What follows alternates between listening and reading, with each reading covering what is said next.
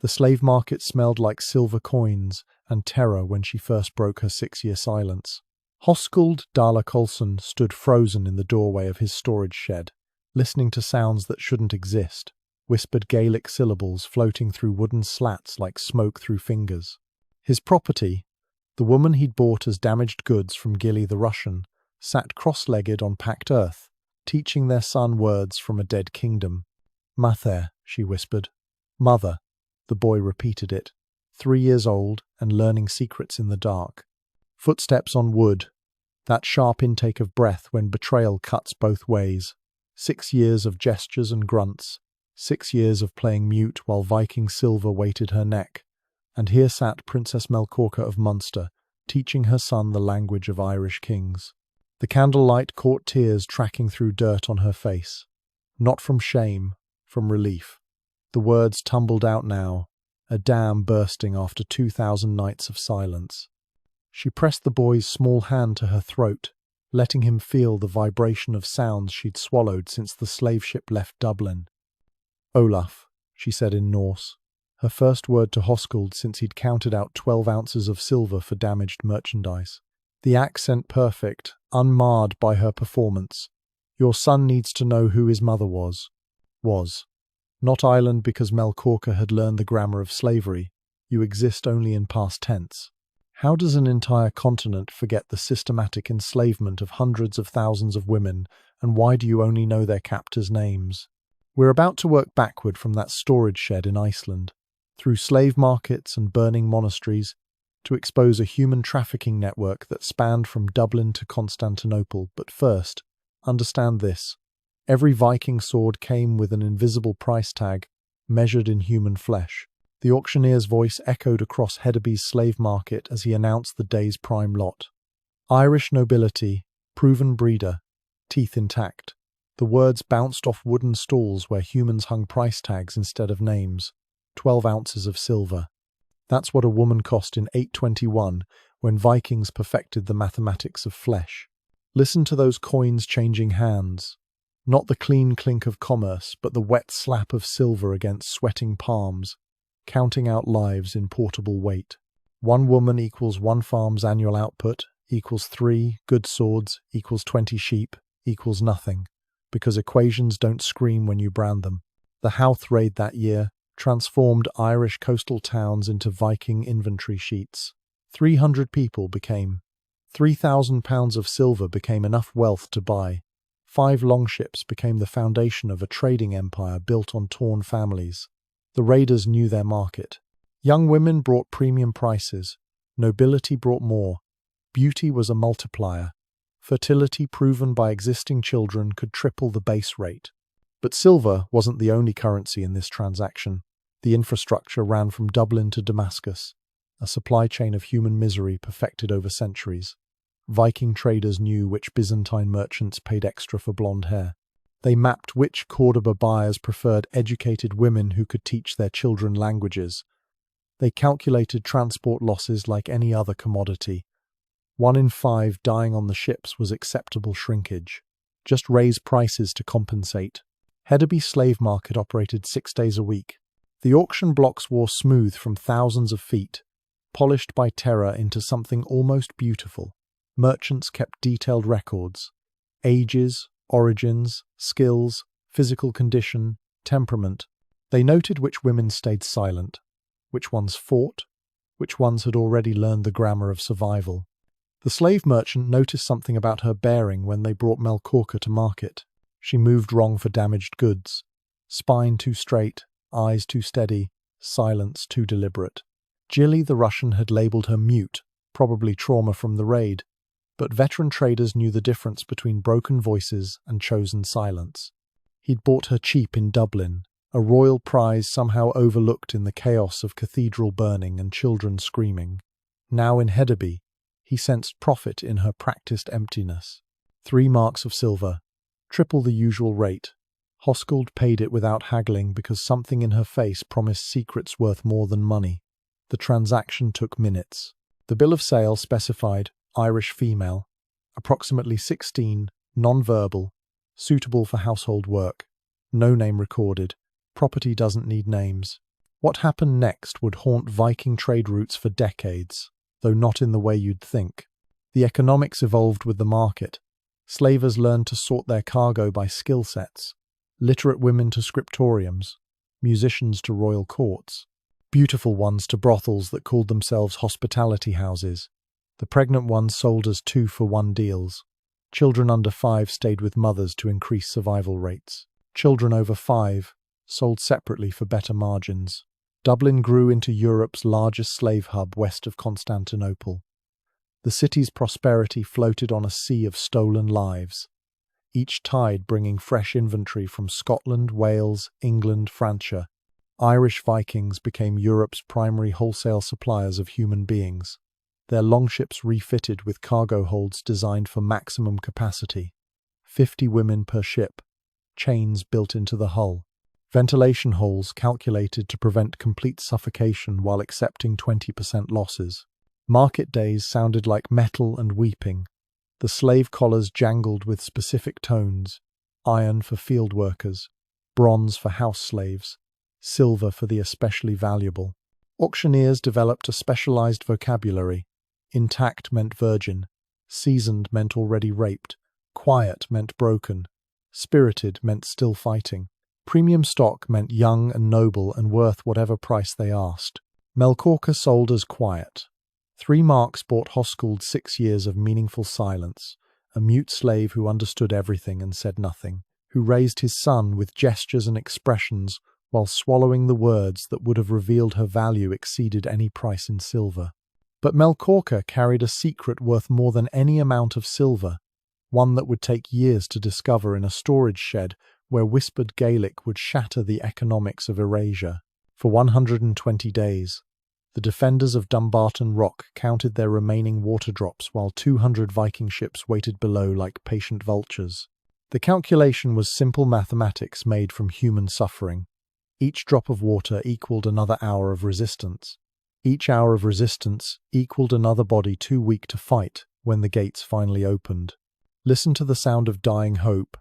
Water dripping into clay vessels, each drop measured and rationed while children's tongues swelled black in their mouths.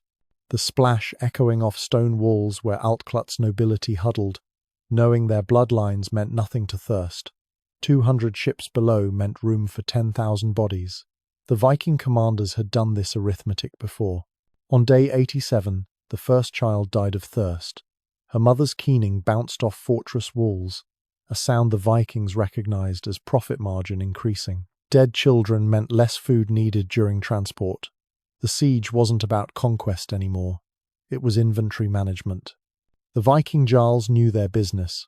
Ivar and Olaf hadn't brought 200 ships to capture a rock. They'd brought floating warehouses, each longship modified with the same precision that slavers would later perfect in different waters. 50 bodies per ship if you packed them properly. More if you accepted higher losses. The Thames and the Clyde had already supplied most of their cargo. Dumbarton Rock would complete the shipment. But water wasn't the only thing running out inside those walls. Food had vanished by day 60. The defenders ate leather, boiled shoes, scraped lichen from stones. The nobles' horses went first, then the dogs, then the rats, then the horrible silence when even rats abandoned the dying fortress. But worse than hunger was the mathematics of survival. 800 defenders, maybe 300 still able to hold weapons. The rest were merchandise waiting to be collected. The Vikings maintained their blockade with industrial patience. Ship crews rotated in shifts, fresh raiders replacing tired ones while the defenders counted water drops. They'd learned this technique from Byzantine slave traders. Thirst was cheaper than assault. Dead warriors brought no profit. Living nobles brought fortunes. Listen to those ships creaking in the Firth, wood groaning under the weight of empty shackles. The Vikings had sailed from Dublin with holds full of Irish captives. They'd added Welsh prisoners at Anglesey, Northumbrian nobles from their Jorvik raids. Dumbarton Rock would complete a supply chain stretching from the Hebrides to the Mediterranean. The defenders knew their fate. They'd seen what happened at other fortresses. Women and children sorted for transport. Men evaluated for labour potential. The elderly and injured left to feed ravens. Some tried to prepare their daughters, cutting their hair, dirtying their faces, teaching them to walk with limps, as if Vikings hadn't seen every disguise desperation could invent. On day 100, the spring inside the fortress ran dry. The sound of that last water bucket scraping stone echoed like a funeral bell. Children had stopped crying days ago, their bodies conserving moisture for survival. The silence was worse than screaming. It meant surrender without words. Biology defeating honor. The Viking commanders had calculated perfectly. Their Byzantine contacts wanted fresh inventory for the spring markets. The Cordoba buyers had placed specific orders. Young Celtic women brought premium prices in Damascus. The defenders of Dumbarton Rock weren't protecting a fortress anymore. They were aging inventory, depreciating by the day. Day 110 brought the first negotiation attempts. Not for terms of surrender, but for water. Just enough to keep the children alive. The Vikings sent back empty buckets with messages. Surrender meant survival. Resistance meant watching their families die by drops. The infrastructure of slavery required patience. Raiders learned to read fortresses like ledgers, calculating the breakpoint where defense transformed into commodity. 200 ships meant this wasn't a raid anymore. This was a harvest, planned and executed with the same precision that would later fill sugar plantations and cotton fields. Day 115. The gates creaked open an inch. Not surrender yet, just mothers begging for water for their children. The Vikings allowed a single bucket, enough to keep the youngest valuable, not enough to restore fighting strength. They knew their business. Desperate people made poor negotiators. Dying children made parents agree to anything. The final 5 days passed in whispers. Noble families dividing their children, hoping some might survive in different ships. Warriors making pacts about who would kill whom, rather than see their wives sold. Mothers teaching daughters phrases in Norse, hoping linguistic skills might mean household slavery instead of worse fates. The Vikings waited, patient as tide. Day 120. Dawn brought the sound of working metal as the fortress gates ground open. What emerged wasn't an army, but a commodity parade. 800 people became 8,000 pounds of silver became enough wealth to transform Dublin into Europe's slave capital. The Vikings had their cargo. The defenders had their survival. But here's what the sagas won't tell you. Among those stumbling toward the ships was a young woman who would one day name her son Brian. Not the famous one yet, just another piece of inventory loaded into holds that stank of fear and Baltic pine. Her descendants would remember what Viking honor really meant. They would remember the patient mathematics of thirst, the industrial efficiency of emptying entire populations. The loading took 3 days. Sorting, evaluating, pricing. The Viking clerks kept careful records. Point of origin, estimated age, physical condition, special skills. They noted which women stayed silent, which ones fought, which ones had already learned to survive. The ships departed on schedule, holds full, heading for markets that transformed human beings into silver coins. When the gates finally opened, what poured out wasn't warriors but something far more valuable to Viking coffers. Walking silver, breathing currency, future profit margins stumbling toward ships that would scatter them across the known world. The razor blade trembled in Abbess Abibi's hand as she raised it to her own face, knowing 30 other women watched and waited their turn. The metal caught candlelight like a promise, sharp enough to carve away what Vikings valued most. Her fingers, trained in illuminating manuscripts, now gripped an instrument of deliberate ruin. The stone walls of Coldingham Priory trapped the sound of collective breathing. 31 women arranged in a circle, youngest to oldest, watching their abbess demonstrate the arithmetic of survival. If beauty equaled commodity, then its destruction equaled a different kind of freedom. The blade whispered against skin. First cut, shallow, testing. Blood welled like ink on parchment. Listen to that silence before the screaming starts. Not fear, resolution. These women had calculated their options with the same precision Vikings used to evaluate cargo. Rape, slavery, brothels, or this. The razor offered the only mathematics they controlled. The youngest nun was only 14, sent to Coldingham when her noble father died, leaving no sons to protect his holdings. She clutched her prayer rope, fingers working through familiar knots while watching ABB's face transform from authority figure to teaching moment. This is how you destroy your own value. This is how you make yourself worthless to men who measure women in silver coins. Blood dripped onto sacred manuscripts as the razor passed hand to hand, each woman taking her turn at self-destruction. The Lindisfarne Gospels lay open on the altar, their illuminated pages now decorated with new red patterns. Abby had chosen this location deliberately. Where they'd spent years copying beauty onto vellum, they now carved its opposite into flesh. The second woman, Sister Hild, had survived previous Viking raids. She knew the sounds that followed conquest. She pressed the blade deeper than necessary, remembering. Her cousin sold in York for 8 ounces of silver. Her sister vanished into ships that stank of suffering. The razor bit through memory and flesh alike. Outside, cooking fires from the Viking camp sent smoke signals of patience. The raiders had done this before. Monastery walls meant nothing to men who'd besieged Dumbarton Rock with water droplets. But Coldingham held something more valuable than gold chalices or illuminated books. 31 women of noble birth, most young enough to bring premium prices in Dublin's markets. The cutting continued with mechanical precision. Cheeks first, then noses. Lips for those with steady enough hands. The women who'd spent decades in contemplative silence now filled their sanctuary with sounds that would haunt even Vikings.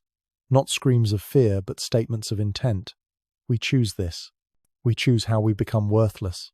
Sister Beatrice, once betrothed to an earl's son before choosing Christ, sliced through the face that had launched marriage negotiations. Each cut severed another thread connecting her to commodity status. The blood pooled in her cupped palms like wine, like sacrifice, like the last agency she'd ever exercise. The razor grew slippery. They passed linen strips to clean it between turns, maintaining the tool's efficiency with the same care they'd shown illuminating manuscripts. This was their final collaboration, their last act of collective creation. The Viking warriors had seen death before, but not like this. When the first scouts approached the monastery walls, expecting either surrender or token resistance, they found something that broke their calculations. Women destroying their own market value with the patience of scribes copying text.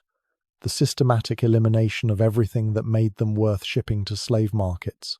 Through the windows, Ebby could see torches gathering. The Vikings understood their inventory was depreciating by the minute. Each cut meant less silver in Dublin. Each disfigured face meant explaining to Byzantine merchants why this shipment was worthless. The economics of slavery required intact goods. The youngest nun took her turn, hands shaking but determined. Ebby guided her, steadying the child's grip, whispering prayers that sounded like instruction manuals. Cut here to destroy symmetry, here to eliminate beauty, here to ensure no man would pay silver for what remained. The girl nodded, understanding. 14 years old and learning the grammar of resistance through self-mutilation. Blood soaked into stone floors that had heard centuries of prayer. The iron scent mixed with incense and beeswax, creating something new. The smell of agency, earned through deliberate ruin. Some women fainted. Others held them upright, ensuring everyone completed their transformation from commodity to worthless flesh. But the Vikings had their own mathematics. If the cargo destroyed itself, burn the warehouse. The first torches hit thatched roofs, while the women still held their razor. Fire spread with the efficiency of longships cutting through waves, consuming wood and stone and flesh with equal hunger. The raiders surrounded the monastery, ensuring no one escaped their chosen mathematics. Inside, Ebby gathered her sisters. Blood ran into their eyes, but they could see enough to form their final circle. The smoke crept under doors like Uppsala fog, bringing a different kind of erasure. They'd calculated this too. Death by fire hurt less than lifetimes in slave markets. Their disfigured faces turned toward heaven, prayers mixing with smoke signals. The youngest nun found ABB's hand in the darkness. Neither could see through blood and smoke, but touch remained. The abbess squeezed once, acknowledging. They transformed from valuable cargo to worthless sacrifice to something else entirely. A message written in scar tissue and flame. Listen to those ceiling beams cracking like shipmasts in storms. The monastery that had stood for 200 years collapsed in 2 hours. But the women's statement would last longer. Every convent from Whitby to Winchester would remember. Every abbess would hide razors with their communion wine. Every novice would learn there were worse things than death and better things than beauty. The Vikings collected no slaves from Coldingham, no silver-changed hands, no ships departed heavy with human cargo, just smoke and silence and the terrible mathematics of women who chose their own endings. The raid that should have filled 20 ships with premium inventory produced only ash and economics lessons about supply and demand, and the price of pushing human beings past certain boundaries. When morning came, travellers found carbon shadows burned into stone, 31 shapes arranged in a circle, still holding their positions. The Vikings had already moved on, seeking easier harvests, but something had shifted in their calculations. Word spread through trading networks. Coldingham's example inspired terrible solutions. The smoke that rose from Coldingham carried more than the scent of burning flesh. It carried a message that would spread through every convent in Britain, teaching abbesses new mathematics, showing noble women that beauty could be currency or kindling but never both. The laboratory equipment hummed with electronic precision as geneticist Agnar Helgason stared at data that shouldn't exist. In 2018, his team at Decode Genetics in Reykjavik had sequenced enough Icelandic DNA to map the island's entire founding population. The results glowed on his monitor like evidence at a crime scene. 63% of Iceland's founding mothers carried Celtic markers, Gaelic blood, Irish chromosomes, the DNA of stolen women. But here's what made him check the data 3 times. Only 20% of the founding fathers showed Celtic heritage. The math was brutal in its clarity. For every Celtic man who'd sailed to Iceland voluntarily seeking farmland and freedom, 3 Celtic women had arrived in chains. The data was so stark, researchers initially thought it was contaminated. Helgason ran the sequences again and again. The numbers didn't change. Modern Icelanders carried genetic testimony to a 1,000-year-old mass crime, encoded in every cell, inherited through 40 generations of silence. Listen to those machines processing samples, each beep another confirmation of what the sagas had carefully omitted. The settlement of Iceland wasn't some virgin land saga of brave explorers. It was Europe's largest genetic crime scene, written in mitochondrial DNA that passed only through mothers to children, through women whose names never made it into the Landnámabók, through Celtic princesses sold as breeding stock to Norse settlers who needed wombs more than wives. The team expanded their study. Blood samples from the Faroe Islands, from Orkney, from the Hebrides. The pattern repeated everywhere Vikings had planted settlements. Massive Celtic maternal ancestry. Minimal Celtic paternal lines. The equation was consistent. Norse men plus Celtic women equals modern populations built on systematic sexual slavery. Every Icelander tested carried genetic evidence of this horror. Not metaphorically, literally, in their blood, in their bones, in the instructions for building their bodies written by women who'd been cargo in Viking ships. The national genome was a manifest of human trafficking. But DNA wasn't the only evidence hidden in plain sight. The Icelandic language itself carried linguistic scars. Hundreds of Celtic loanwords had survived in common speech, but they clustered around specific concepts, words for sorrow, for endurance, for the private spaces where women gathered, for lullabies and childhood games, the vocabulary of mothers teaching children in secret, passing down fragments of home through whispered Irish prayers. Helgason's team compared their genetic data with historical records. The Landnámabók listed 400 original settlers by name, men's names, their genealogies, their land claims, their achievements, but their wives appeared as footnotes, and his Irish woman, and his Scottish prize, and his slave who bore him sons. The genetic data filled in what the sagas erased. Each nameless woman was a Celtic noble or merchant's daughter or nun who'd been swept from British shores into Icelandic breeding programs. The settlement pattern told its own story. Iceland's population had exploded in the first generation, far faster than immigration could explain. The math only worked if each Norse settler averaged multiple Celtic women, not wives. Property.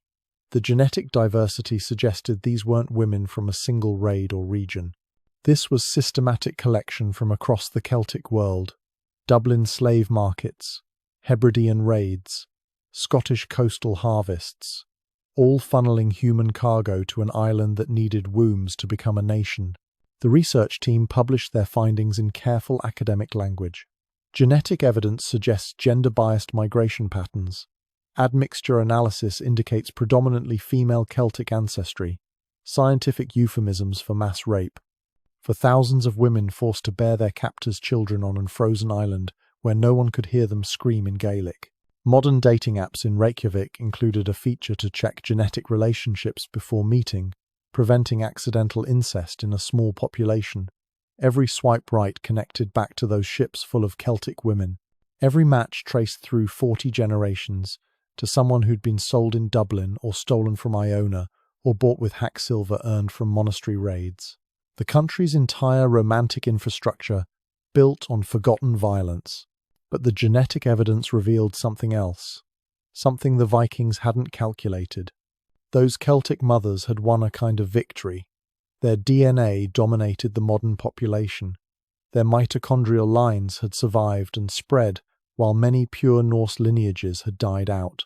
In the biological long game, the enslaved women had colonized their captors' descendants from the inside.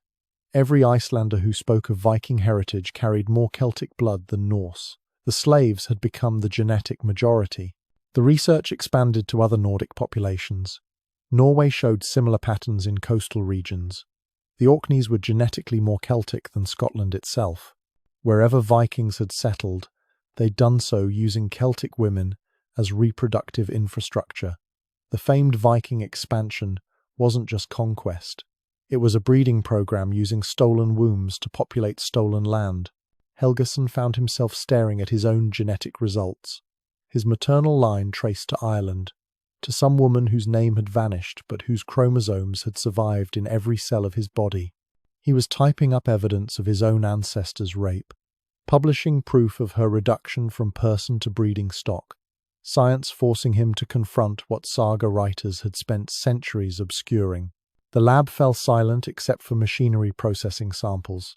Each result another testimony, each sequence another woman whose name was erased but whose biology persisted. The settlement of Iceland hadn't been an adventure. It had been a crime scene preserved in permafrost and DNA, a 1,000-year-old atrocity archived in every Icelander's blood.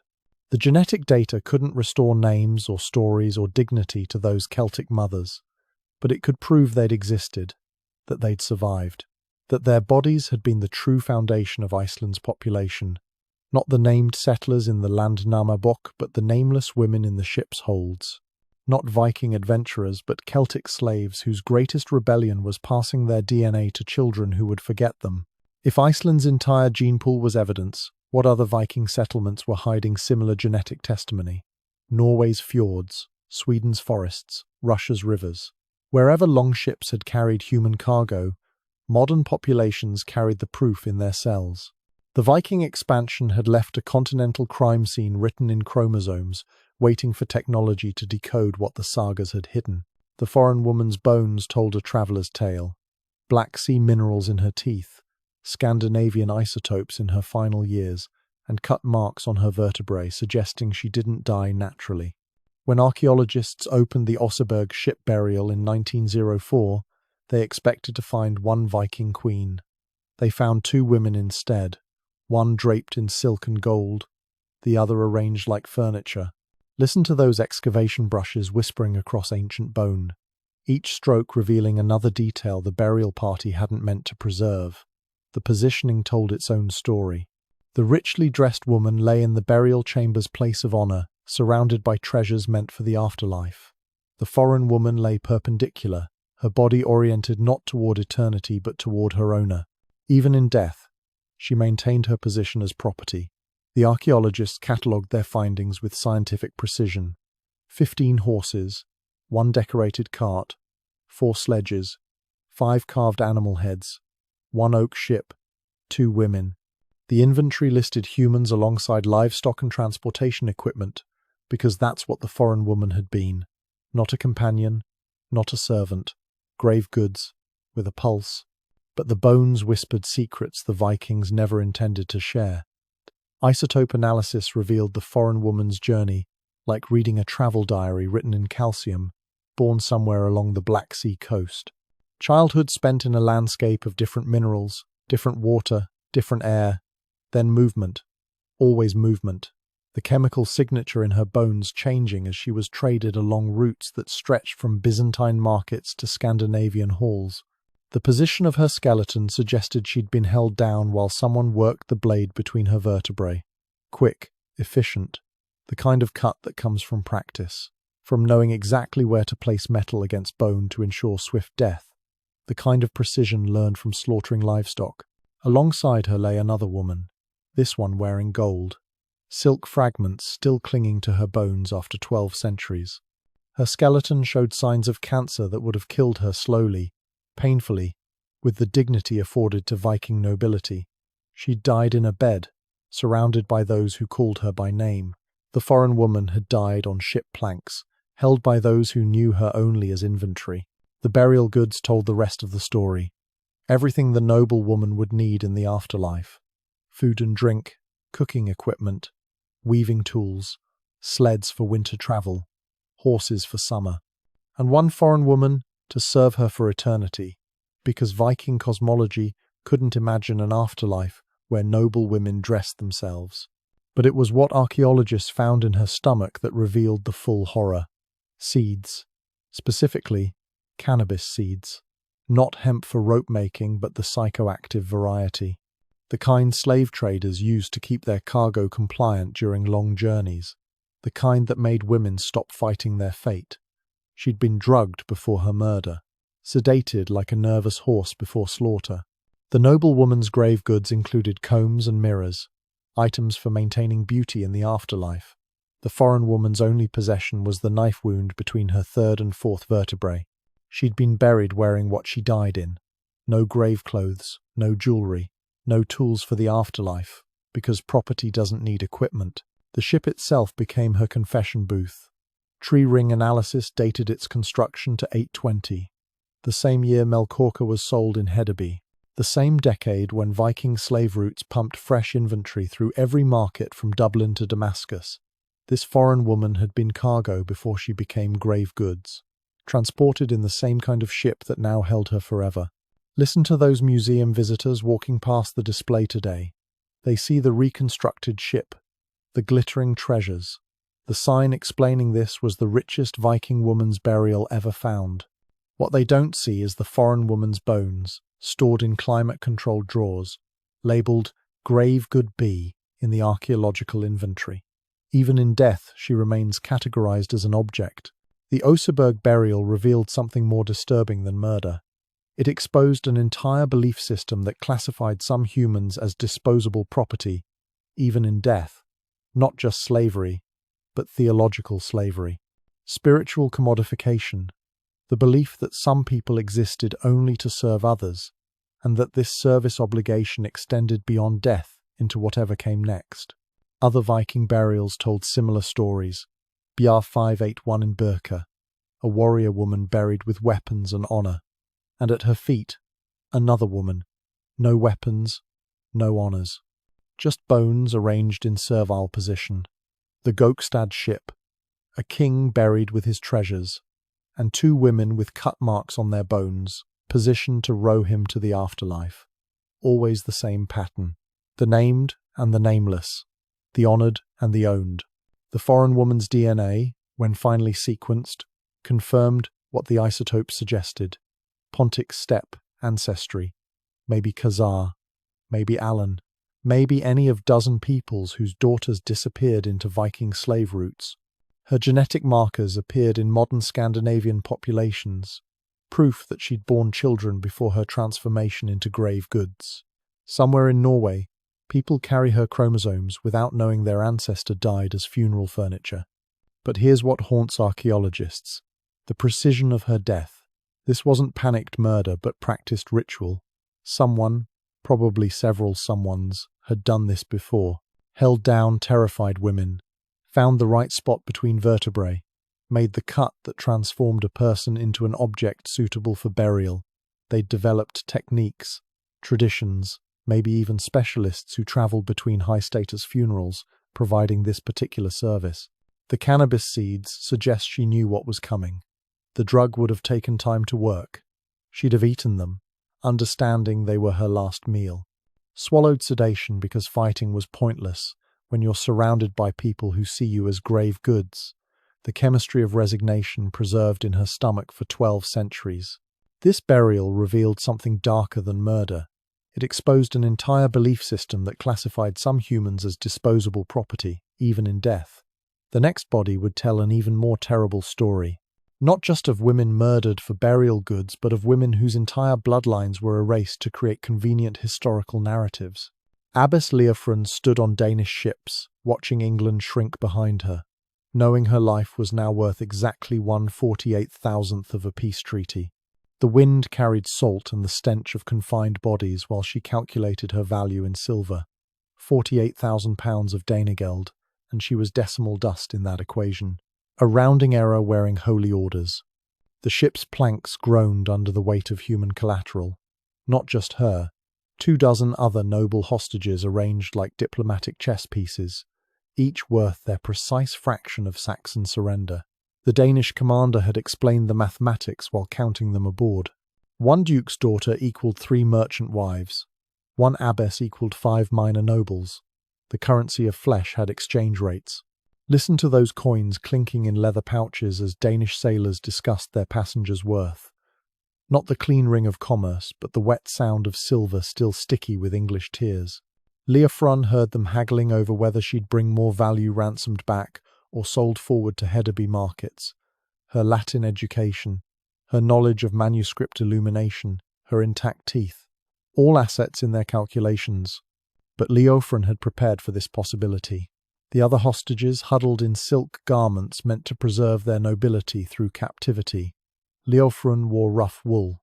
They'd packed jewellery to maintain status. She'd packed something else. Under her abbess robes, strapped against her ribs, she carried 30.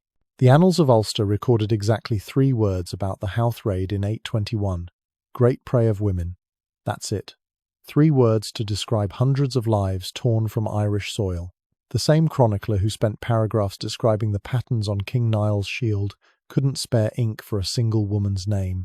Listen to that quill scratching across vellum, each letter pressed into permanence while human beings dissolved into historical vapour. The monks who wrote these chronicles knew their arithmetic. Horse bloodlines got recorded, cattle raids got tallied, weather patterns got documented. But the women taken from Howth? 3 words. Great prey of women. Like describing a harvest of wheat or a catch of fish. The systematic erasure wasn't accidental. It was infrastructure. Every unrecorded name made the next raid easier. Every woman reduced to numerical prey made their humanity harder to prove. The chroniclers created blank spaces where people used to exist. Gaps in the historical record wide enough to sail longships through. Brother Finian of Clonmacnoise spent 3 days recording the death of a single racing mare. Her name, her colouring, her bloodline stretching back 4 generations. The same year, Viking raiders emptied entire villages of women, and he wrote nothing. Not one name, not one description. Just numbers when the tally grew too large to ignore. Many women taken, great number of captives, numerous souls lost to heathen ships. The Dublin slave market operated for 2 centuries within sight of Christ Church Cathedral.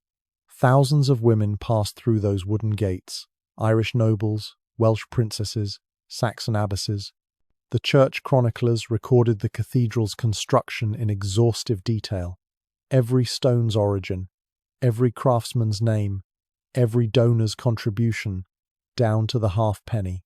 But the slave market that funded much of Dublin's prosperity? Silence. 10,000 women vanished into historical vacuum. Their existence preserved only in Byzantine receipts that called them merchandise from the western lands. The same chronicler who named every single horse in the king's stable reduced hundreds of women to 3 words. Great prey of women. Prey. Not people. Not daughters with names their mothers whispered. Not singers whose voices once filled halls. Prey. Something hunted. something caught, something that stops mattering once the hunt ends. Here's what those blank spaces hide. Historians estimate at least 10,000 women vanished from Irish shores alone during the peak decades of Viking raids. 10,000, each one somebody's daughter. Each one with a name that mattered enough for her mother to choose it carefully. Each one erased from history except as numerical cargo.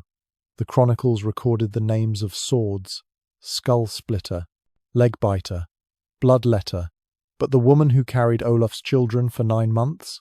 His Irish slave. The woman who taught her daughter to sing in darkness. A captive from the Western raids. This deliberate namelessness served a darker purpose than mere neglect. It transformed atrocity into accounting. You can't mourn the unnamed. You can't seek justice for the unrecorded. You can't build resistance around people who officially never existed. The chroniclers built an infrastructure of forgetting, each blank space in their records another victory for the slavers. The fragmentary annals tried occasionally. Daughter of the King of Leinster taken. Almost a person, almost a story, but never her name. Never Deirdre, or Brigid, or Siobhan. Just her father's title and her reduction to taken. The grammar of erasure required never letting these women exist as individuals. They could be daughters of someone important. They could be wives of named men. They could be mothers of recorded children. But they themselves remained blank spaces where humans used to be. Listen to pages turning in monastery libraries. Each rustling sheet another testimony to what we weren't supposed to remember. The Book of Leinster names 17 generations of horses bred for the king's stables. It records their colours, their temperaments, their victories in races nobody remembers.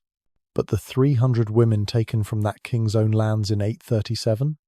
Not one name, not one description. 300 blank spaces in the historical record. The Viking sagas were worse. They turned atrocity into adventure, transforming slave raids into heroic quests. Where Irish chronicles created silence, Norse sagas created mythology. The taking of women became part of the warrior's reward system.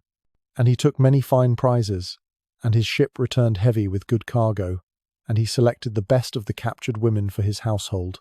Never names, never resistance, never the sound of mothers screaming as their daughters disappeared into ships. But one document survived that the church tried to destroy. Hidden in the margins of a psalter, some monk had broken protocol. He'd written names, 37 names of women taken from a single convent. Sudbe, Fionuala, Muiren. Each name a small rebellion against the infrastructure of erasure. Each name proof that someone remembered. Someone refused to let them dissolve into great prey of women. The bishop ordered the manuscript burned when he discovered it. Heretical to record the names of slaves. Dangerous to humanize merchandise. But the monk had made copies, hidden in other margins, scattered through other texts. An underground railroad of memory, preserving what was supposed to vanish. Excavations at Woodcay in Dublin found something that makes those 3 words even more terrible. Leather collars. Hundreds of them. Each one sized for a woman's neck. But here's what breaks your heart. Some of them had names carved inside. Not Norse names. Irish names. Carved by women who knew they were becoming nameless. Who spent their last moments of agency, etching identity into the very tools of their commodification. The infrastructure of erasure required collaboration. Chroniclers who looked away, merchants who kept vague records, bishops who destroyed documentation, even modern historians who translate great prey of women as numerous captives or many prisoners, softening the original language that classified human beings as hunting trophies. This deliberate namelessness served a purpose darker than mere neglect. It was essential to the system's survival. The moment you name someone, they become human. The moment you record their story, their suffering matters. The moment you acknowledge their existence, their erasure becomes murder instead of mathematics. The Denipa River ran red not with blood but with hair. Irish red, Scottish auburn, Saxon blonde, floating like autumn leaves as slave ships headed for Byzantine markets. The water carried more than colour. It carried the chemistry of terror. Sweat from holds packed tighter than grain sacks. Urine from women who weren't allowed deck breaks. salt from tiers that fell for 1,500 miles between Kiev and Constantinople. Listen to those oars cutting through water thick with human debris. Each stroke measured in bodies per mile, calculated by traders who knew exactly how many women they could pack between rowing benches. The Rus had perfected this route, down from Novgorod, where Swedes sorted their cargo, through Kiev, where prices got negotiated, past the Denipa Rapids, where 1 in 10 ships scattered their human merchandise across rocks, all flowing toward Byzantine gold. The boats weren't Viking longships anymore. These were purpose-built slavers, modified for maximum cargo capacity. Wider holds, lower decks, ventilation holes drilled with the precision of men who'd learned exactly how much air kept merchandise breathing without giving them strength to resist. The Rus traded their warships for warehouse vessels, because why waste space on weapons when the real profit swam in tears? Ibn Fadlan watched from the riverbank at Itil, his Arab sensibilities assaulted by the systematic horror. He'd seen slave markets in Baghdad, but this was different. Industrial. The Rus had created a supply chain that turned Nordic raids into Byzantine retail. His notes recorded what others wouldn't: the sorting process, the price structures, the specific preference for flame-haired women who brought triple prices from Constantinople merchants seeking exotic bed slaves. Here's what made him stop writing mid-sentence. A woman threw herself overboard rather than reach another market. The splash barely interrupted commerce. The Rus sailors didn't even slow their rowing. They'd calculated these losses into their pricing. 1 woman per 100 miles was acceptable shrinkage. Just raise the per-unit cost to compensate. The Denipa swallowed her without ceremony. Another unnamed casualty in the arithmetic of flesh. The price differential between virgins and mothers was exactly 11 silver dirhams in the Bulgar markets. Ibn Fadlan recorded this with the same precision he noted weather patterns. Virgins brought 67 dirhams, mothers brought 56. The 11 dirham gap represented Byzantine preferences for unopened packages. The Rus learned to sort their cargo accordingly. Virgins in the forward holds, mothers in the rear, pregnant women in special sections where their condition could be monitored and monetized. Listen to those chains rattling against wood as the ships navigate rapids. The Rus had developed special techniques for these passages. Unload half the cargo, march them along the banks, use them as human rope to pull boats through white water. Some women fell, some jumped. The river took them all with the same indifference. Cost of doing business, already factored into Constantinople prices. The boats stopped at designated camps where merchandise could be cleaned and evaluated. These weren't random clearings but established facilities with washing stations and medical inspection areas. The Rus had built infrastructure. Permanent camps with holding pens and sorting facilities, interpreters who could identify valuable linguistic skills, doctors who could verify pregnancies and virginity, accountants who tracked every transaction in waterproof ledgers. But one group of captives had a different plan. Irish women from the Dublin markets who'd survived 3 months of river transport. They'd watched, learned, calculated. The Rus thought their whispering was prayer. It was coordination. They'd figured out the river's rhythm, the narrow passages where boats slowed, the moments when guards relaxed, the exact speed of current needed to carry bodies beyond arrow range. The first woman went over at the 7th rapid, then another, then 5 at once. Not panic, but precision. They'd waited for the perfect moment when physics favored escape over recapture. Some made it to the banks and vanished into forests. Some didn't, but they'd chosen their endings. The Rus lost 34 women in 2 minutes. Nearly 400 dirhams of inventory dissolved into Denipa foam. The captain ordered the remaining women chained to the ship's ribs. No more deck privileges, no more washing breaks. The boats stank of rebellion for the remaining 1,000 miles. But something had shifted in the mathematics. The Irish women had introduced a new variable: organized resistance. It spread through whispers in languages the Rus couldn't understand. Gaelic to Saxon to Frankish to Slavic. A babel of conspiracy that turned human cargo into something more dangerous. The Constantinople slave markets operated like commodity exchanges. Byzantine merchants waited at designated docks with scales and silver and specific orders. blonde virgins for the palace, redheads for wealthy merchants, educated women for scriptoriums, musicians for entertainment houses. The infrastructure could process 300 women per day during peak season, from ship to sorting to sail in under 6 hours. Germanic efficiency before Germans invented it. Ibn Fadlan noted something that made his hand tremble. Children. Not captured children, but ones born during transport. The Rus had floating breeding programs. Women who gave birth on the Denipa could nurse for 3 months before their babies were weaned and sold separately. Higher profits. Mothers sold to fieldwork. Infants sold to Byzantine families wanting to raise perfect slaves from birth. The boats carried wet nurses to keep the merchandise alive between markets. The river route created its own economy. Settlements sprouted at every portage. Slavic villages that survived by servicing the flesh trade, providing food and guards and replacement chains, teaching their children to look away when the boats passed, learning the grammar of complicity that let them profit from others' suffering. Entire communities built on the commerce of human misery. Listen to Constantinople's harbour bells ringing as another Rus fleet arrives. The sound echoed off Byzantine walls like a dinner bell for flesh merchants. They gathered at the Prosphorian harbour with their scales and servants and specialised orders. Some wanted educated women who could teach their children. Some wanted young ones who could be trained. Some wanted specific physical types to match their aesthetic preferences. The Rus had learned to sort their cargo accordingly. The manifest from one fleet survives in Byzantine archives. 342 women. Origins noted. Physical conditions described. Skills assessed. Prices paid. Everything except names. The document reads like a livestock inventory because that's what it was. Celtic women who'd sung in Irish halls reduced to lines in a ledger. Saxon nobles who'd managed estates become entries in Byzantine accounting. The transformation from person to property was complete.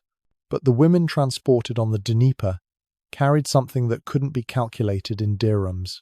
Memory, stories, songs, fragments of home preserved in whispered languages. They scattered across the Byzantine Empire but maintained invisible networks. Irish women teaching Gaelic to children in Damascus. Saxon women keeping English alive in Alexandria. The Rus had moved their bodies but not their spirits. The flesh trade had created an underground railroad of cultural preservation. The Byzantine emperor's personal slave records revealed something that would rewrite our understanding of Viking trade. Hidden in administrative archives, buried under centuries of dust, the kind of discovery that changes everything we thought we knew about medieval commerce and the women who were its currency. The legal codex cracked open like a wound, revealing laws written in human misery. Norse legal traditions didn't just permit owning people, they engineered precise formulas for dehumanization. Under Gulating law, killing your own thrall carried the same penalty as slaughtering your own cow. None at all. The parchment rustled with casual horror as scribes recorded which body parts an owner could legally remove. Listen to those goose quills scratching across vellum, encoding brutality into jurisprudence. The Frostarthing law specified exact compensations. Cut off a thrall's hand? No fine, unless it affected their work capacity. Blind them? Only pay damages if they couldn't perform assigned tasks. Rape them? The law books stayed silent because how could you violate your own property? The legal framework transformed atrocity into administrative procedure. Icelandic law codes from the 10th century detailed thrall management like livestock regulations. Feed them this much. Work them these hours. Breed them with these permissions. The lawmakers crafted sentences that turned suffering into syntax. Every paragraph another brick in the architecture of dehumanization. But here's what made judges pause during property disputes.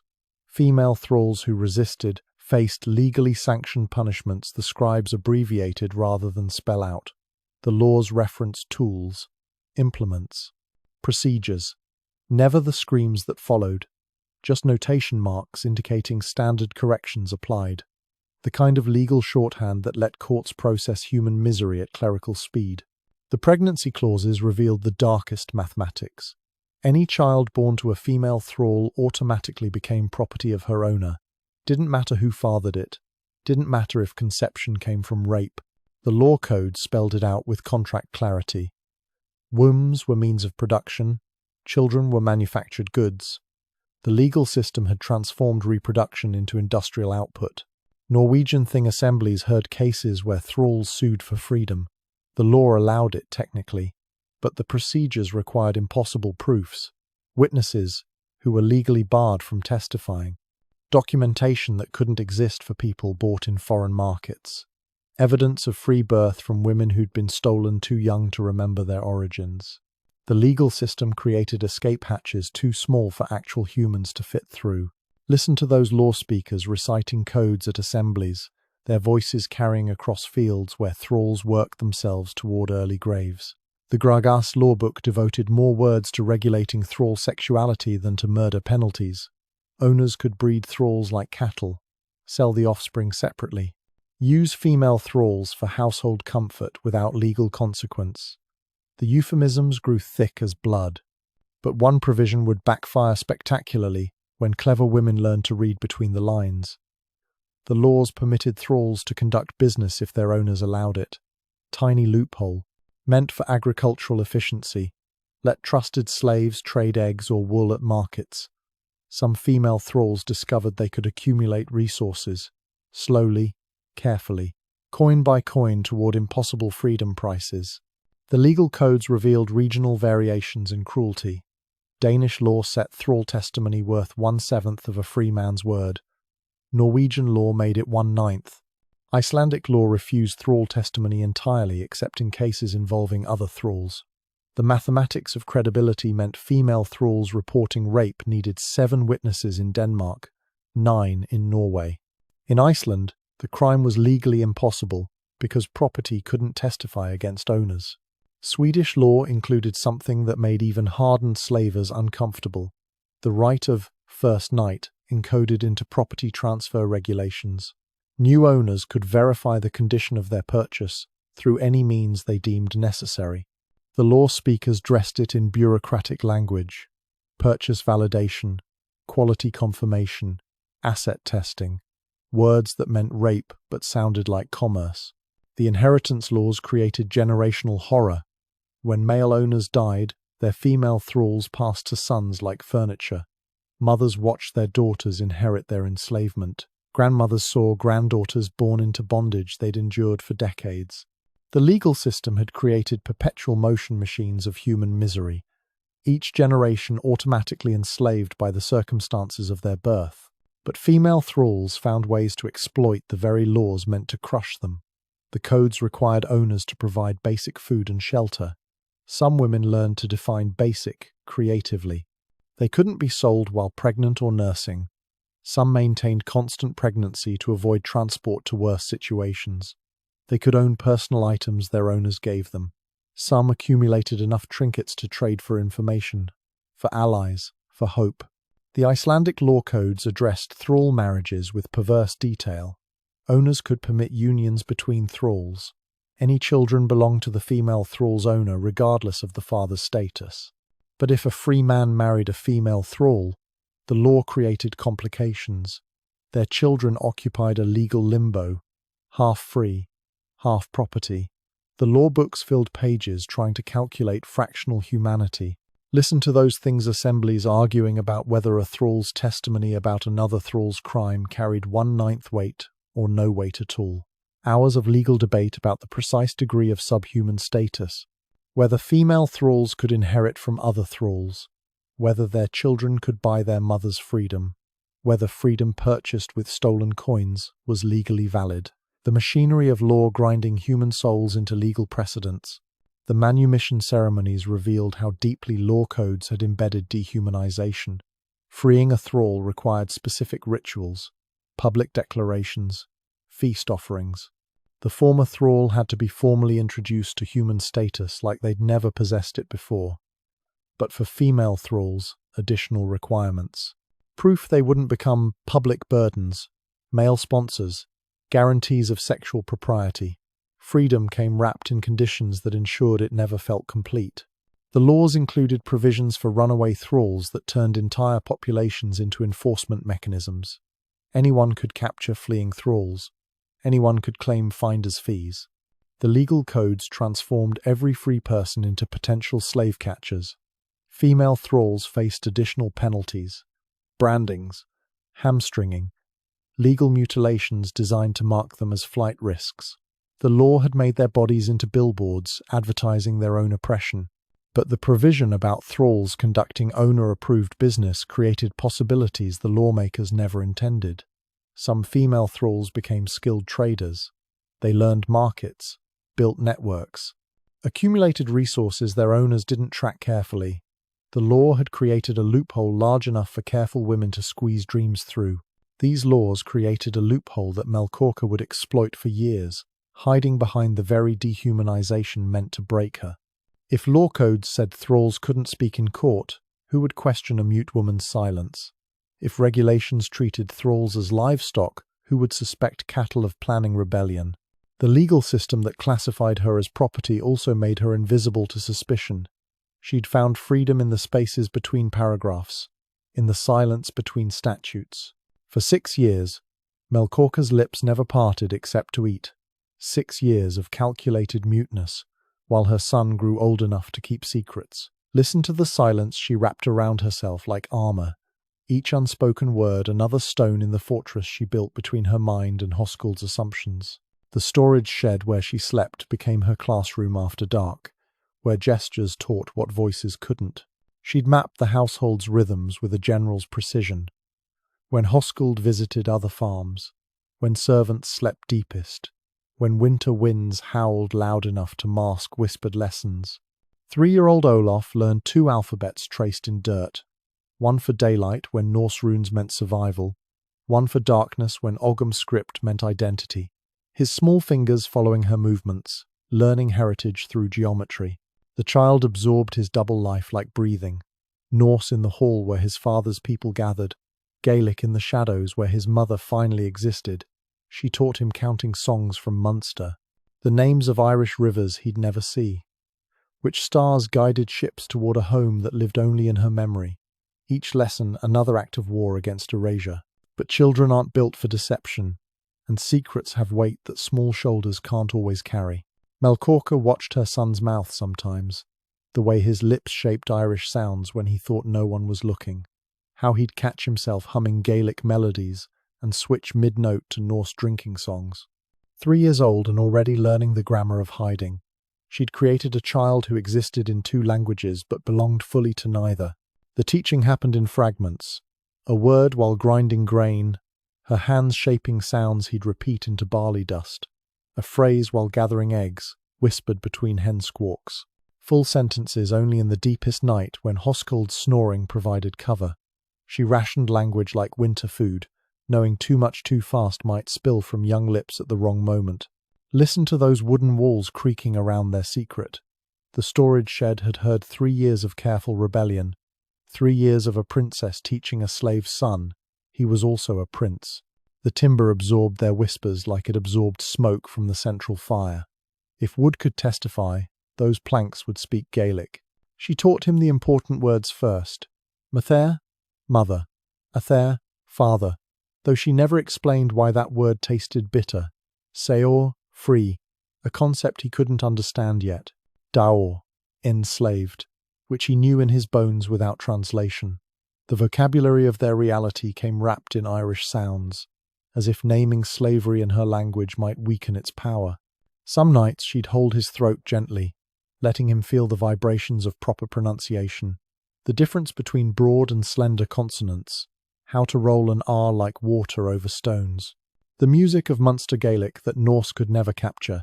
His voice box thrummed under her fingers, inheritance passing through touch and sound. The close calls came like winter storms. Once, Olaf asked for milk in Gaelic at the main table. Mel Corka's eyes went wide, but the Norse farmhands thought he'd sneezed. Another time, he corrected a Skald's pronunciation of an Irish place name. She covered by pretending to cough, disrupting the moment before questions could form. Each near discovery taught her new levels of caution. But the child was learning more than language. He absorbed the weight of secrecy, the way his mother's shoulders tensed when footsteps approached, how she'd switch from teacher to property in a heartbeat. The transformation happened so fast he sometimes wondered which version was real. The silent thrall who served meals, or the midnight professor who made him repeat "Is Mies Olaf Mac Mel Corka" until his identity lived in both tongues. She taught him names the Norse had stolen. Her father, Muirkatach, King of Munster. Her mother, Sadb, whose voice had filled halls with poetry. Brothers whose faces blurred in memory but whose names stayed sharp.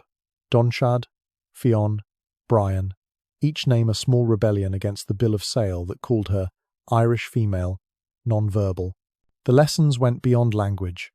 She showed him how to read weather like her people did, which birds brought luck and which brought warnings, how to judge character by watching how people treated those they considered beneath them.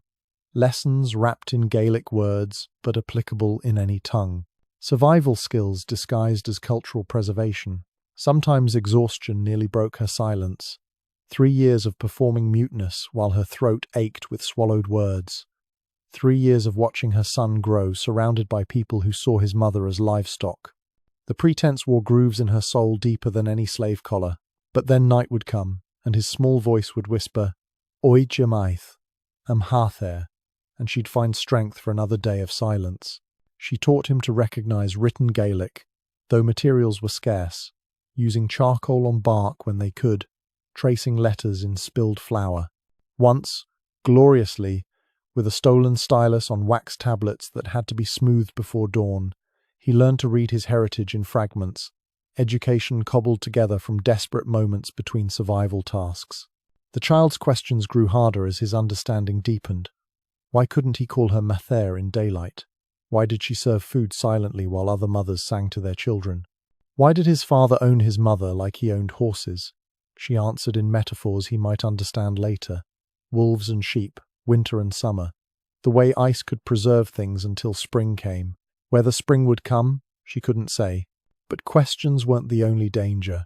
Olaf had inherited his mother's sharp mind and his father's confidence, a combination that made deception difficult. He'd started testing boundaries, speaking Gaelic to horses, teaching thrall children, Irish counting games. Small rebellions that felt enormous to a boy who'd learned language itself was resistance. Mel Corka knew the breaking point was coming. Children grow, secrets expand. Every word she taught him increased the chance of discovery, but she couldn't stop. Each Gaelic syllable was a thread connecting him to grandparents he'd never meet, to a homeland he'd never see, to a version of himself that existed beyond Hoskuld's property lines. She was teaching him to be whole in a world that wanted him fractured. On winter evenings she'd tell him stories, always in Gaelic, always whispered, tales of Fionn Mac Cumhale, of Queen Med, of children who found their way home across impossible distances. He'd fall asleep to the rhythm of Irish myths, his dreams populated by heroes who spoke his mother's language. She was planting seeds in his mind that might bloom long after her voice was gone. The storage shed held 3 years of these moments, 3 years of a woman reconstructing herself word by word in darkness, 3 years of a child learning he was more than his circumstances. The walls had absorbed enough Gaelic to qualify as Irish territory, a small kingdom of language carved out of Norse farmland, a revolution measured in syllables. On that winter evening, when Hoskuld heard Gaelic lullabies floating from the slave quarters, he realized his property had been waging a war he never knew existed. The voice was clear, unbroken, musical. Not the sound of a damaged thrall, but of a princess teaching her son who they really were. The footsteps on frost-hard ground, the door swinging open, the light catching tears of relief on Mel Corka's face as 6 years of silence shattered into song. The footsteps stopped. Mel Corka's song died mid-verse, but the Gaelic words hung in the air like smoke from a smothered fire. Hoskuld stood in the doorway, his shadow stretching across packed earth where his son sat cross-legged, mouth still shaped around Irish syllables he'd been repeating. "Athair," Olaf said in Norse, the word automatic. Then his child's mind caught up with the moment's weight. His mother had been singing. His father had heard. The two worlds he'd kept separate for 3 years collided in that storage shed. Mel Corka rose slowly, her merchant-trained instincts calculating options. Run? Where would a branded thrall run in Iceland? Fight? With what weapons against what outcome? Submit? She'd done that for 6 years. Instead, she chose something else. She spoke. Your son needed to know. 4 words in perfect Norse. No accent, no hesitation. The voice Hoskuld had paid 3 marks to never hear. Listen to that silence between them, heavy as iron. The child looking between parents who'd become strangers in that instant. The woman who'd been property transforming into something more dangerous. A person with history, with claims, with a voice that carried authority despite the slave collar still circling her neck. Hoskuld's hand moved to his knife, instinct of a man whose world had shifted. But Mel Corka laughed. Actually laughed. The sound bitter as burnt grain. 12 ounces of silver, she said. That's what you paid Gilly for damaged goods. For a mute Irish thrall who couldn't decrease her value with complaints. Good bargain. Except Gilly lied, and I let him. She switched to Gaelic, speaking to their son while keeping her eyes on Hoskuld. Tell your father your name, your full name, the one I taught you in darkness. The boy's voice trembled but carried. Is Mies Olaf Mac Mel Corka, Mike Muirkatach, Rina Mumhan. I am Olaf, son of Mel Corka, daughter of Muirkatach, king of Munster. The words fell like coins on wood, each syllable adding value Hoskuld hadn't calculated. His mute thrall wasn't just Irish nobility, she was royal blood. The mother of his son was worth more than his entire farm, if genealogy mattered. If kingdoms across the sea counted for anything in an Icelandic storage shed. But kingdoms meant nothing to Norse property law. 6 years, Hoskuld said finally. 6 years of lies. 6 years of survival, Mel Corka corrected. Would you have kept me if you'd known? Would you have let me raise our son? Or would you have sold me to some Byzantine merchant who'd pay premium for an educated princess who could teach languages to his children? The question hung between them like a blade, because they both knew the answer. Royal blood meant higher prices. Education meant marketable skills. Speaking meant she could be interrogated about her family's defences, their wealth, their weaknesses. Silence had been her shield. Olaf moved between them, 3 years old, and suddenly carrying the weight of 2 cultures. His small hand found his mother's, then reached for his father's. The gesture of a child who didn't understand why love came wrapped in ownership papers. She taught me songs, he said in Norse, then switched to Gaelic. Amrain Mosheam Hatha, songs of my grandmother. Hoskuld studied his son's face. The features he'd seen as purely Norse now carried hints of Munster. The red in his beard that might darken to Irish auburn. The quick mind that came from both bloodlines. The boy he'd planned to raise as a pure Icelander was already a bridge between worlds. What else did she teach you? Not anger in the question. Calculation. A merchant evaluating previously unknown assets. Mel Corka answered before their son could. I taught him who he island both sides. The Norse prince you'll make him, and the Irish prince he was born. I taught him languages that could open doors from Dublin to Damascus. I taught him to read the weather and judge character and survive in a world where his mother was property. She pulled back her sleeve, showing the brand that marked her as Hoskuld's. The scar had healed badly, keloid tissue spelling out ownership in raised flesh. This says I belong to you. Fine. Norwegian law is clear. But our son? He belongs to himself. And he needed to know his full heritage before you sold me off or traded me away, or I died in your service without ever speaking my father's name. Listen to young Olaf's breathing, quick and shallow as he processed words that rewrote his understanding. His mother had a father, a king father, which made him... What? The arithmetic of identity didn't balance in a 3-year-old's mind. You could have spoken, Hoskuld said, that first day, any day, and been worth more, and been questioned about Munster's defences, and been sold to someone who'd use my education until I birthed him heirs, then dispose of me. Mel Corka's voice carried the weight of calculations made over 2,000 silent nights. I chose to be worthless, damaged goods, until I had something worth breaking silence for. She looked at their son. Nileon lehes are an ingra. There is no cure for love. The storage shed had heard enough Gaelic to understand. These walls that had absorbed 3 years of midnight lessons, of whispered heritage, of careful rebellion. Now they witnessed the moment when education met revelation, when a thrall proved she'd always been a teacher. Hoskuld could kill her. Norse law permitted it.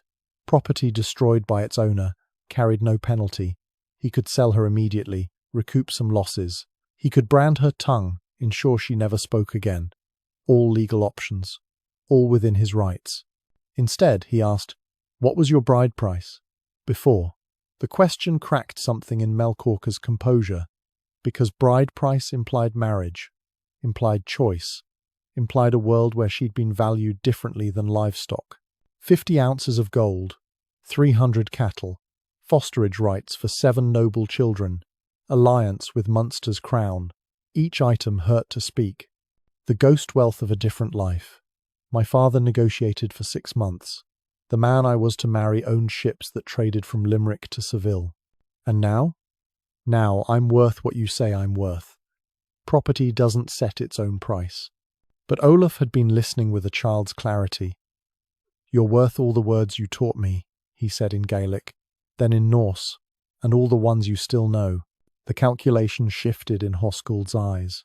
A royal thrall who could educate his children in multiple languages, who could teach them court manners from a kingdom that no longer existed, who could provide connections eventually to Irish nobility who might remember her.